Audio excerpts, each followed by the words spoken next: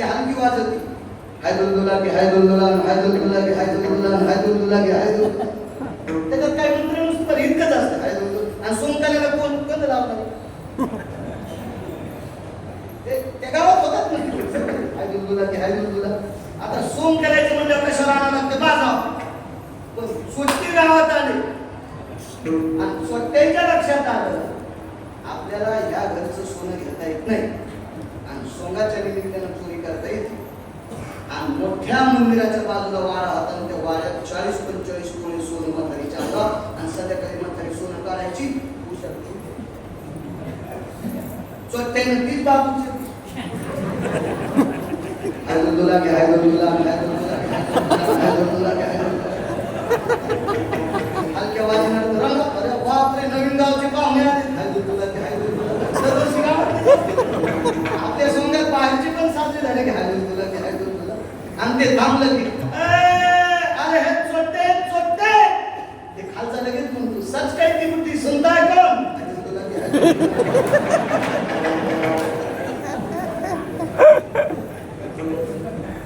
एकदा नाही म्हातारी दुसऱ्यांदा म्हणते, अरे चांगला हो हे खरं चोर आहे, चोर देखो बाबा सच काय ती बुद्धी सुनताय कोण?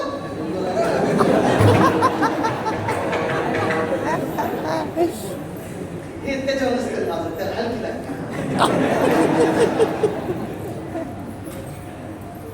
आणि मग सोंग असतं की 10 मिनिटं, 10 मिनिटाच्या नंतर सोंग मारुतीच्या मागे गेलं, बाज आटून गेली. मग म्हातारी टिकून आली तर त्या सोंगात हलकी वाजवायला म्हातारीचा नातू कुठं पळायला भाग आहे. तेव्हा म्हैस अशी होती, झालं काय सोंगृतन महाराज ते खरे चोर होते. म्हातारी सांगू लागली चोर आहेत, पण ऐकलं कोण? तेव्हापासून म्हणते सच काही ती बुद्धी सांगतो. तसं खरं सांगणाऱ्याचं कोण ऐकत आहे? तेव्हापासून ती मन पडेल. त्यावेळेस चला कुठं आणतो कोणी केलं त्याला जगात तिसरा साधू चित्र काय नावे माती डोंगरी जया पाशवी तेने पुळी त्रिजगती एकवदी केली. 2 क्रमांकाचं सांगत होतो 14 पैकी तुमच्यात एक पवित्र स्त्री होती, ती भिलाच्या कुळातली होती. तिला 19 क्रमांकाची खुर्ची भेटली गोलोकामध्ये. कृपा कोणाची? प्रभू. महर्षी वाल्मिकानं ब्रह्मदेवाचा प्रश्न काय सांगला होता? संतांचे उपकार. आणि ब्रह्मदेवाचा प्रश्न प्रभू रामचंद्र, भगवान भिलाच्या कुळातली हवचित्र धर्माच्या कुळातली मुलगी 19 क्रमांकाच्या खुर्चीवर बसली, तिच्यावर कृपा कोणाची? 6 वर्ष मगाशी बोलून गेलो. तुझं चित्र कुठे हुनी हुनी मार्गे उतरिले शिमुनी शरभंग जाता विमानी म्यारे म्यारे प्रार्थोनी पुशिले. 6 पैकी एक शरभंग, एक तो मतंग पावला. 6 पैकी पुन्हा एक मतंग आहे. या 6 साधूच्या कृपेमुळं जगाचा पाप शबरीनं वश केला. संतांची कृपा. जाऊ द्या 14 ते 2 सांगितले ऐका. आणि मग लोटांगण घाली विधाता आणि मग महर्षी वाल्मिकाच्या पुढे लोटांगण घातलं. मला सांगा ना तुम्ही जगात 2 नंबर छकडलं, पण जगाचा पाप तुमच्या लेखणीत राहिला. कृपा कोणाची? चला मला महर्षी वाल्मिकांनी सांगितलं, विधाता आतापर्यंत या खोलीत कोण आणलेलं नाही. खोली म्हणजे पर्णकुटी होती. काळ बाजूला समोर पडदा लावलेला होता आणि पडद्याच्या आत देव होता. आपल्याकडे धर्मसिद्धांत सांगितलं, देवाला दुपारी नैवेद्य ठेवला असेल तर काही वेळा पुरता पडदा लावते, काही वेळा पुरता पडदा लावते. हे आपल्या धर्मनीतीनुसार काही नाही, काहीला काही कळत नाही, काही नाही. आपल्याला जसा ते धर्म तसं देवाच्या बाबतीत समजावा, त्यालाही विश्रांती समजावा म्हणून शेजारती आहे. अशा बऱ्यापैकी गोष्टी पुराणात शास्त्रात येतात आहेत. त्यानुसार आडवा पडदा लावलेला, पण आतमध्ये जो देव होता त्या देवाची मूर्ती होती बावनिया चंदनाची. चंदनाची विशिष्ट झाडे आहेत, त्याच्यातले 2-3 सांगतो. बावनिया, मल्याळू आणि रक्तचंदन. रक्तचंदनाचे गंध पितरांना कामी येतो. अरक्त पुष्पम समर्पयामि रक्तचंदनम समर्पयामि येतो लला भयस्थितः अंगुष्ठा भयजलः स्थितो ओघतम नेति रक्तचंदनम करिष्यामि शस्यते स्नानं समर्पयामि पित्रा करता रक्तचंदन मलयाळू चंदन हे चंदन इतकं सुगंधी आहे बावनिया चंदन इतकं शीतल आहे बावनिया चंदन सुगंधी अधिक शीतल आणि मलयाळू चंदन फक्त सुगंधी मलयाळू चंदन फक्त सुगंधी आहे आणि बावनिया चंदन शीतल अधिक सुगंधी किती शीतल आहे तापलेल्या तेलात चिमूटभर टाकलं की तेल थंड होते तापलिया तेला बावनी चंदन शरीर वृद्ध शीतल करी एका थेंबाइतकं जरी टाकलं तर उकळतं तेल थंड होतंय इतकी ज्या तेलात त्या चंदनात टाकलं ते बावनी चंदन आणि त्या चंदनाची आतमध्ये मूर्ती होती कोणाची होती पुढे कळत आडवा पडदा लावलेला आणि मग ब्रह्मदेवाने विचारलं तुमचा देव आतमध्ये बसलेला आहे त्याचा सुगंध जर इतका गोड आहे तर त्याला गंध कोणता लावला ब्रह्मदेवाने कामाचं सोडून दिलं दुसरं दिसू लागलं ज्या देवाचा सुगंध इतका आहे त्याला गंध कोणता लावता मनाची गंधे पूजिला मी स्वामी मनाची गंधे पूजिला मी स्वामी आणि मग महर्षीने सांगितलं त्या तितक्या पवित्र आणि तितक्या विवेक संपन्न तितक्या शीतल आणि तितक्या सुगंधी देवाला जगात कुठलंही चंदन कामी येत नाही मी मनाची गंधे पूजिला स्वामी ज्ञानोबारायांची काही वाक्य समुद्राला रुपणे पाण्यात घालायचे कापडाला सुगंध कोणता सुवास द्यायचा आहे तो आहे बरोबर आहे पाठ करा कारण ते तुमचं चांगलं करेल पुन्हा ग्रंथ इकडे घ्यायचं काम नाही तुमच्या त्या लहानच्या भितरावर सगळं करते मोठं हेच केलं पण तुम्ही चांगलं करतायच केलं तुला वाढदिवसाच्या शुभेच्छा त्याला सकाळी उघडायला बायकून आणलं त्याला शुभेच्छा दिल्या त्याचं लोन घ्यायचं आलं तर तू लाल होऊस का नाही मग या नारायणाला शुभेच्छा देण्यापेक्षा आपलं रामायण पा महाभारत पा पुराण पा गाथा पा ज्ञानेश्वरी पा आपलं कल्याण होईल महाराज जो माणूस चांगलं वाचीन का वाक्यनी काय काम होत्याचे जो माणूस चांगलं वाचीन का त्याला जगाचा भाग वाचीन असतो जो माणूस चांगलं चिंतन करीन का त्याची चिंता विश्वाचा बाप करतो तुझी चिंता त्याशी चांगलं वाचित देव चांगलं ब्रह्मदेवाने विचारलं मग इतका देव सुगंधी त्याला चंदन मनाची आगंधे पूजिला मी नारायण किंवा मनाची सुगंधे पूजला मी नारायण आणि मग म्हणजे दाखवा ना अजून वेळ आहे म्हणजे माझा स्वामी जेवायला बसणार आणि टाइम संपल्यानंतर पडदा वाढा तर ती मूर्ती होती देवर्षी नारदाची ती मूर्ती होती देवर्षी नारदाची आणि मग ब्रह्मदेवाने सांगितलं हे तर नारद आहे 6व्या क्रमांकाचा संन्यासी आहे ब्रह्मदेवाने सांगितलं पण वारकरी सुद्धा आहे भगवान शिवजीने या संप्रदायाची स्थापना केली एका जणाला झाली वैष्णव शिरोमणी महाराज मगाशी दुपारी सांगितलं सुवर्णर किन्नर नारद तुंबर राती निरंतर रे माधवा मुरली मनोहर रे म्हणजे नारद सुद्धा भजन संगीत व्यक्ती आहे वारकरी निष्ठावंत आहेत आणि ब्रह्मदेवाने सांगितलं मग यांचा इतका आदर कसं काय खळा खळा खळा खळा डोळ्यातून पाणी आलं आणि ब्रह्मदेवाला सांगितलं विधाता जीवनात जर हा साधू भेटला नसता तर सगळ्या गुंड्यापेक्षा एक नंबरचा गुंड मीच राहिलो असतो पण जीवनात हा साधू भेटल्यामुळे मी 2 नंबरचा गुंड असताना सुद्धा महर्षी झालो आणि जगाचा बाप माझ्या लेखनी राहिला ताकद माझ्याकडे प्राप्त झाली असेल तर नारदासारख्या साधूची म्हणून अशा संतांच्या कृपेनं महाराज देवाचा सुद्धा निर्णय थांबला जातो एवढी मोठी गुंडाला सुद्धा साधुत्व येण्याची ताकद ती इतकी मोठी ताकद साधूत आहे म्हणून मालक पहिल्या कडव्यात म्हणतात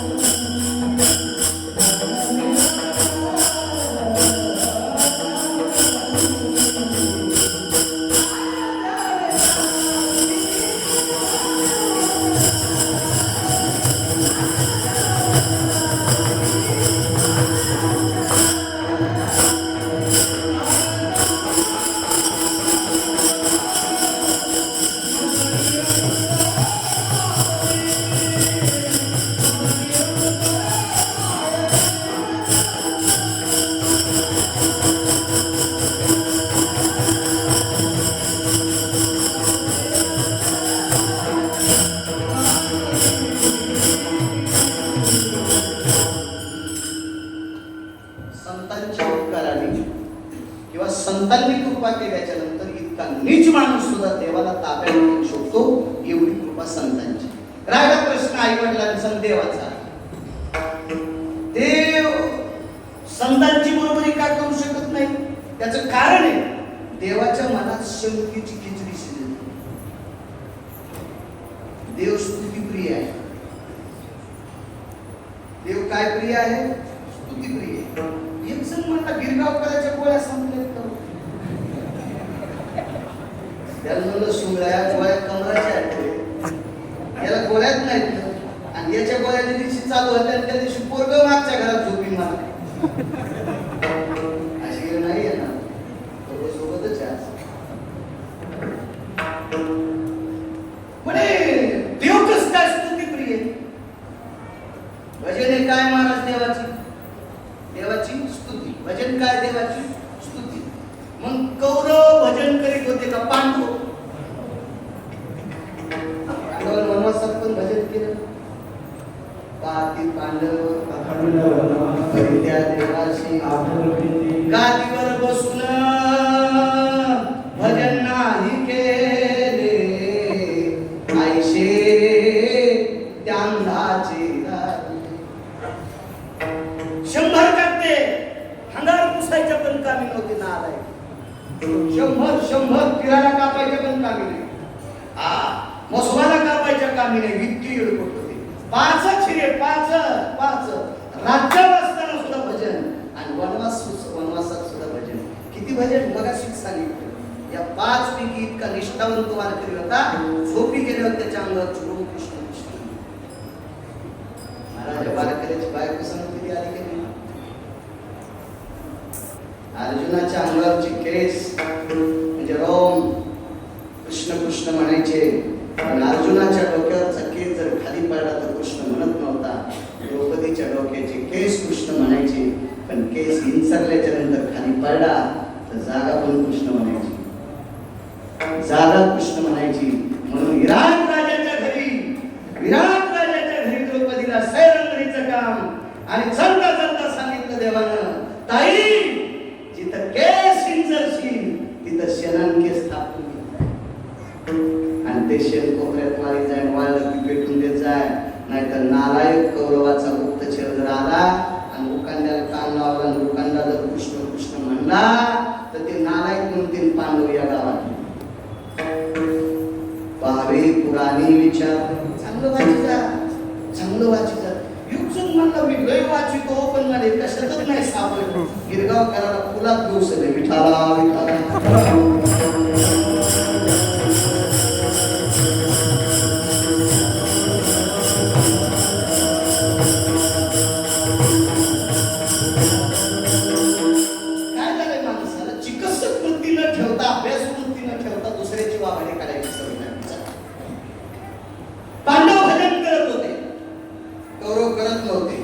राज्य कोणाला दिलं?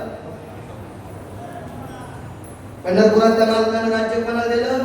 पांडवाला राज्य देत असताना स्वतःच राज्य मातीत गेलं. 56 यादव गेले. वज्र नावाचा एकटा वाचला, बाकी सगळे ते कशा करता? पांडवा करता. संतांचे उपकार का होऊ शकत नाही? देव कृपा करतो, देव उपकार करतो, पण त्याच्या स्तुती करणाऱ्यावर करतो. भक्ताला की पायापाशी दुर्जनाशी संवादी.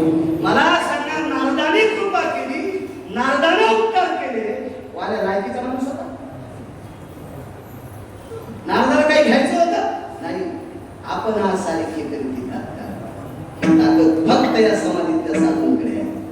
फक्त समाधीतल्या साधूंकडे. ती देवाची परी. आई बापाचा जर विचार केला तर बघा, आई बापाच्या बाबतीत माय बाप उपकार करते आपल्याला करत. अपुर्याचा कळवळा आणि का बाळावरीने जितकं प्रेम स्वतःच्या लेकरावर असते तितकं दुसऱ्यावर असते. म्हणून संतांची बरोबरी करू शकत. तर मला एक सांगाय छोटा सिद्धांत. एक जण म्हणलं हे म्हणायच्या गोष्टी असतात, म्हणलं पांचाटा नीट वाचून पाय हलकाटा. घरी बसल्या कुठली गाडी तू नालाय का संप्रदाय नाव ठेवतो भडव्या, तुला अकल का? शांतीरमय एकनाथ महाराजांच्या घरी नाव न सांगता काम करायला आलं. नाव न सांगता काम करायला आलं. महाराज मालकाची दृष्टी किती गोड होती. चेहरा पाहायला लक्षात आलं. गिरिजा, ए गिरिजा जी, नाव श्रीखंड्या ठेव. श्री म्हणजे लक्ष्मी आणि श्रीखंड्या कोण होता ना? लक्ष्मीचा पती. श्रीखंड्याच्या रूपात जगाचा पाप काम करीत होता. बुद्धिवाद किती टोकाचा असत मालकाचा. महाराज संत आपल्यावर जितक प्रेम करते त्याचे 1000 पटीने दुसऱ्यावर करते. 1000 पटीने दोन ते सांगतो ऐका. एके दिवशी पाणी भरत असताना श्रीखंड्याच्या अंगाला घाम आला. आईसाहेब स्वयंपाक करत होते. स्वयंपाक सोहळ्यातला होता. मालक पूजा करत होते. काय पूजा असेल ना त्यांची, काय शिस्तता असेल ती, काय स्वयंपाकाचं नाविन्य असेल. शांतीब्रह्म एकनाथ महाराजांच्या घरात स्वयंपाक घरात चप्पल घालून कोणी जाईल काय? कोणाची मायवेली काय शिस्तता असेल ती.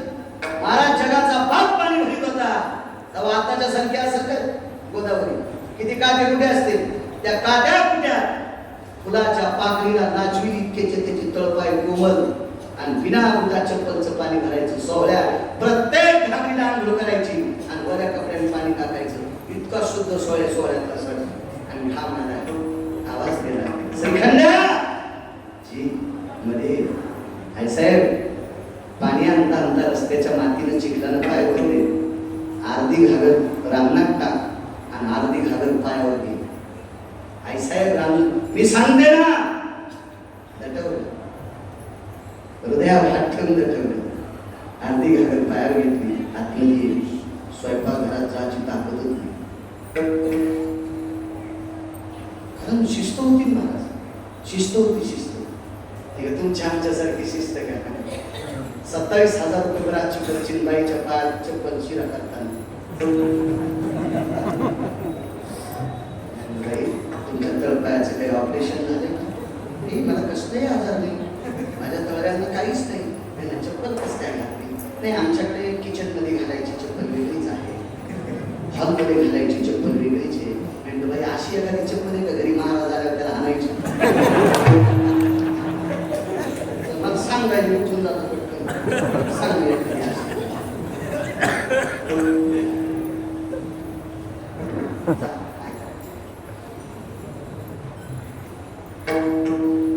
तारुण्याच्या मुसमुसत्या पानात आपण नालायक चपला घालायला म्हणून आपले लेकरं चपलानं आपल्याला घालायला आपल्या चुका. एका बाईने चपला घालून आम्हाला शिरा केला. पाय चपला आमच्या सोबत एक जण देवला असले. देवदेव करणारा देवला असण्यात ते फरक असतो. देवदेव करणारे ओरिजिनल देवदेव करते पण देवला असणे माणसं दिसत. रामकृष्ण माणसं दिसत. हे देवलसणे. हा हे देवलसणे असते. ते म्हणला मी काही शिरा खात नाही.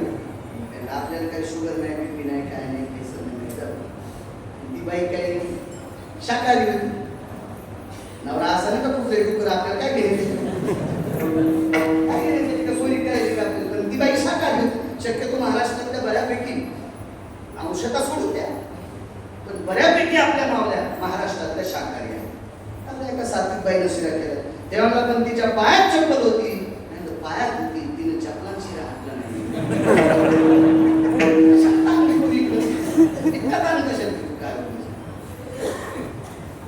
तेव्हा असं जमतं का? त्याला म्हणलं काय तुझ्या इथं आम्ही पोऱ्या खायला आलो. त्या दिवशी तुझा मुलगा गुळ आणायला गेला दुकानावर. तर येताना तुझ्या पोरानं गुळाचा खडा दातानं टोकाला. गुळाच्या खड्यावर अशी वळवून करते. लगेच ते वन कशाचे ते म्हणला खेळ्यानं गुळाचं ढेकून पडलं. हे घरी इतकी भरकी माणसं बाहेर जास्त दिमाग करते.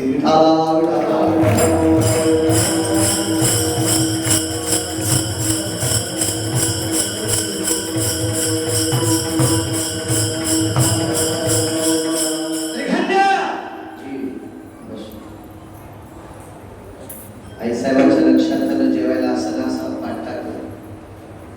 सोन्याच्या पात्रात भात वाढला. तूप टाकलं. साखर घातली.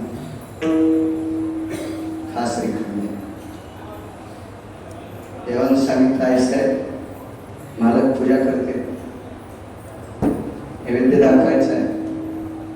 नैवेद्य दाखवल्याच्या नंतर हरिपंडित जेवतात. हरिपंडित म्हणजे गिरिजा काकींचा मुलगा, नाथबाबांचा मुलगा, ते जेवतात. ते जेवल्याच्या नंतर मालक जेवते आणि मालक जेवल्याच्या नंतर मी जेवतो आणि मग तुम्ही जेवता. आज देवाच्या आधी मी कसा जेवतो? जाऊ द्या आहे साहेब देवाचं, पण चिमुकले हरिपंडित लहाने मालक जेवायचे राहिले. महाराज प्रेम किती दुसऱ्यावर. एकच शब्द सांगितला, श्रीखंड्या तुला माझ्या हरिपंडिताची शपथ जेवावं लागली.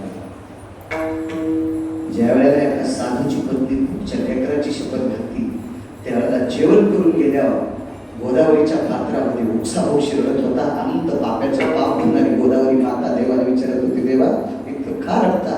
मला आज कळालं ग, मला आज कळालं संतांच्या पत्नी किती अधिकारी असतात. साधूची पत्नी किती अधिकारी असतात. महाराज कोणावरही प्रेम करतात, कोणालाही जीव लावतात, कोणावर उपकार करतात, ती संत असतात. गावा काकांच्या बाबतीत जर केलं तर दया करणे पुत्रासी त्याची दासांगी दासी. संतांचं जीवन देव नाही करू शकतो, देवाच्या अंतःकरणात दाखवल्या.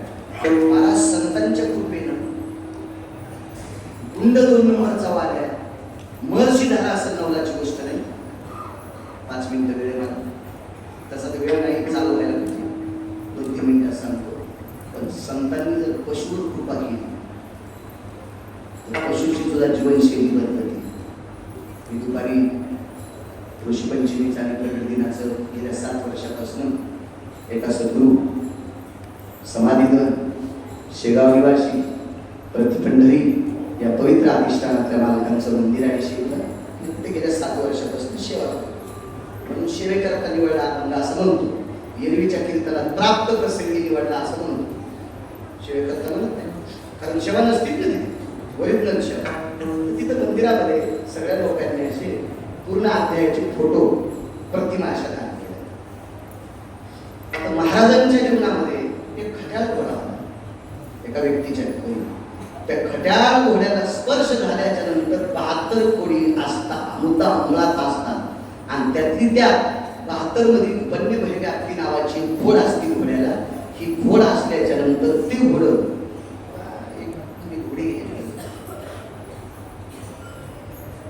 गंगा पाठ होळीला गंगा नसावा, सरंगुटी नसावा असा सांगणारा वेगळा होता. त्याला सांगितलं, मी नकुल सहदेवाचं सगळं चरित्र वाचलं, मला घोड्याची माहिती तू सांग नको. तुला घ्यायचे असले मला कमिशन न देता ऐकून घे. त्याला मी काय आपण 1 रुपया घेत नाही, पण तुलाच मी चांगली घोडी चांगलं घोडं घेऊन देतो, तू काय मला शिकू नको. असं काय शास्त्र बैल घेताना आमचं वगैरे घेताना ते घोडं होतं कुलाच्या नाशाच्या हितारत होतं. माणसं तकलीफ होती. महाराज समाधीधर सद्गुरू गजानन बाबाचा स्पर्श झाल्याबरोबर खट्याळ घोडा शांत होते. पशुला सुद्धा पुनीत करण्याची ताकद समजतात. मी काय सांगू आता समजायची एक मुद्दा आहे. गाय पवित्र आहे, गाय थोडी नाही कोण म्हणते. गाय पवित्र आहे, गायीचं दूध सुद्धा पवित्र, गायीचं गोमूत्र सुद्धा पवित्र. तुम्हाला एक कारण सांगतो, आम्ही आजारी पडल्यावर डॉक्टरकडे जातो. आम्हाला दवाखान्यात सोपं आहे, ज्या माणूस आजारी पडल्यावर आम्ही तिथं जातो. कशा करता? महाराज नीट करायला. जमीन आजारी पडते ती आपल्या नालायकपणामुळे, ही पृथ्वी आजारी पडते आपल्या नालायकपणामुळे. तर या पृथ्वीला नीट करण्याची ताकद फक्त गायीच्या गोमूत्रातून शेणाची. गाय पवित्र पवित्र गाय, पण गाय थोडी नाही कोण म्हणते. आमच्या शेजारी एक आखाडा आहे, त्या आखाड्यावर गाय तिकून पाऊस पडला जरा गाडी जात नाही, मधातून पायी जातो. वापस शेतात पाहिलं तर काय अशी बांधली. गड्यात म्हणलं तू हिंदू आहे का कोणी? देवाला मारेल नाही म्हणलं. ती मारत कसं काय नाटकातले लोक नाटकापुरतं महाराज झाल्या भारी एका सिनेमामध्ये एक माणूस महाराज आणि त्या सिनेमात तोच माणूस 1 नंबरचा गुंड आहे. गुंडा असताना नाईट पॅन्टीवर असल्यावर त्याला मारलेले. पिक्चर कोणता होता घरी गेल्यावर पाहिजे मी गाडीच सांगतो. मी काही जास्त पाहिले नाही. एका बैठकीत बसलो होतो, तितक्या खानामारी सुरू झाली ती पाहिजे. आपल्याला काय मोबाईल मोठा नाही काय नाही चौकत नाही म्हणजे बुद्धीला. आता ते शिकता येणार नाही, पैशाची काय अडचण नाही. मी मार घालीन मोबाईलची वेळ त्या बात कोणती कमी मार्गाची खूप आहे, काय अडचण नाही. नॉर्मली कशाला गाऊन करतो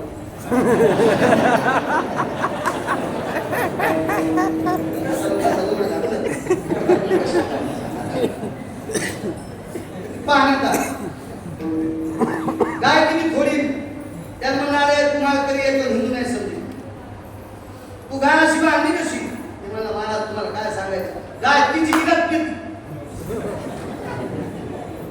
शेळ्या पाहिलं आपण आपल्याला पेरणार शेळ्या नाही पाहिल्या म्हणजे मी पाहिल्या नाही पण शेळी तिची तिलाच पीत गाय पहिल्यांदा पाहिली तिची तिलाच पेरणार म्हणजे गाय सुद्धा खटाळा असू शकते महाराजांच्या फोटोमध्ये त्या गायीचं दशा महाराज कृपाय मागण्याची कृपाय सांगची पशु काय पाप पुण्य जाणे उत्तम मध्यम भोगी साधूची कृपा झाली मी मगाशी बोलून गेलो वेद वाचण्यासाठी 4 स्वर लागते वेद वाचण्यासाठी 4 स्वर लागते ओरिजिनल शेती करण्यासाठी 1.5 स्वर लागतो दीड लागतो तशी बैल घेत नाही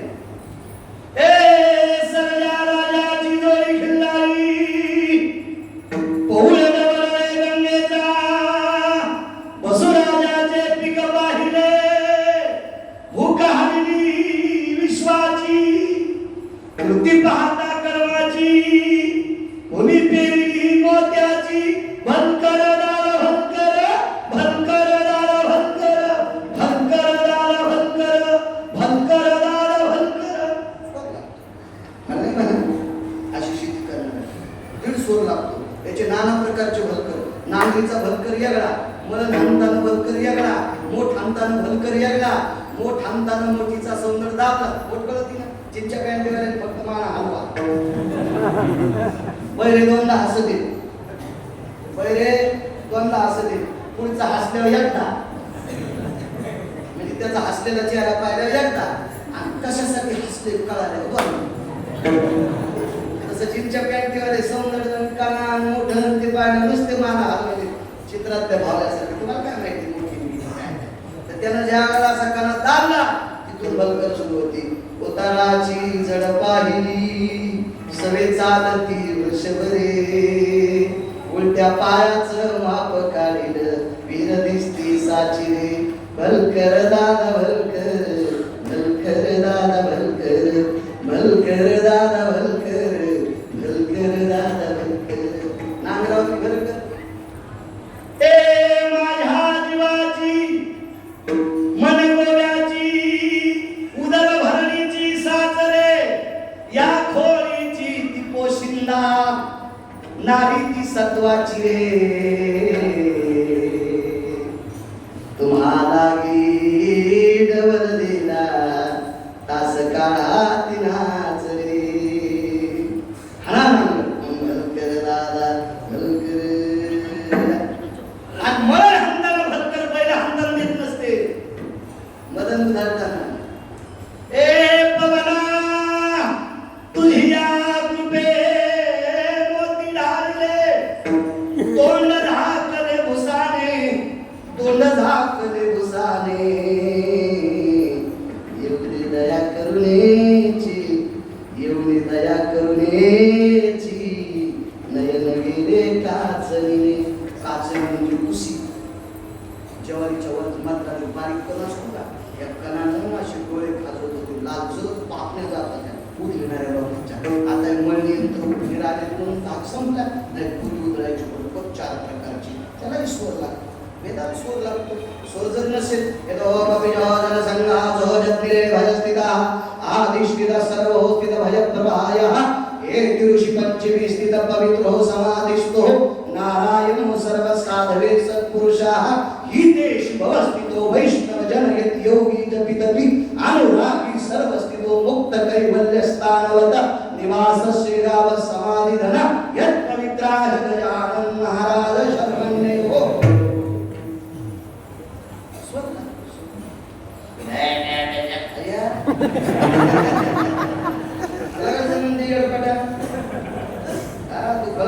कामी नाही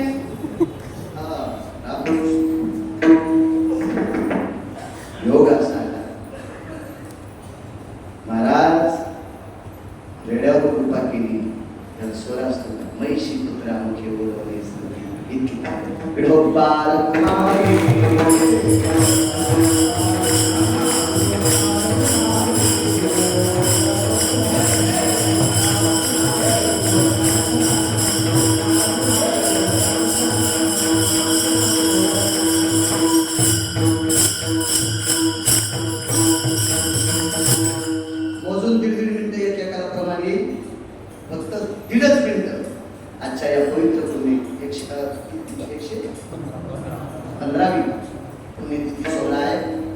115वा समाधी सोहळा आहे. आपण या सोहळ्यात काहीच देऊ शकत नाही, फक्त एकच मिनिट भीक मागतो. आपली ती आहुती या 115व्या समाधी सोहळ्याला लागावी. फक्त मोजून 30 सेकंद ते 35-45 सेकंद भीक मागतो. सगळ्यांना तो राम कृष्ण हरी